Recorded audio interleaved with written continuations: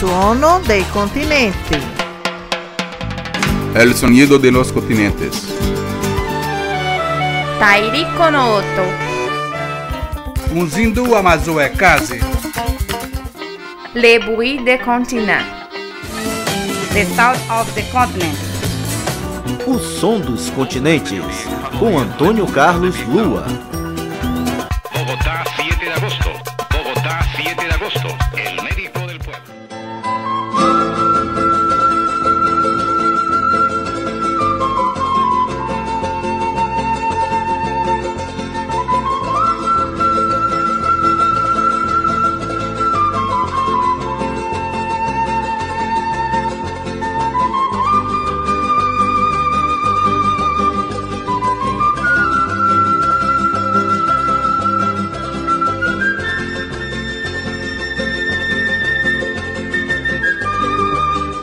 A música boliviana se desenvolve com muitos estilos e subgêneros musicais originários. As características da música tradicional da Bolívia são os instrumentos, muito deles de origem pré-hispânica.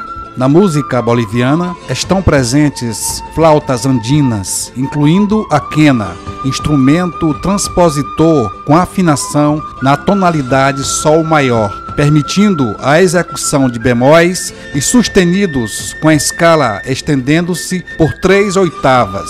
A tradição cultural boliviana conjuga influências da música pré-inca, espanhola e amazônica. O frio dos Andes, que contrasta com o colorido provocado pelas terras temperadas de Tarija, é fonte de inspiração dos músicos bolivianos.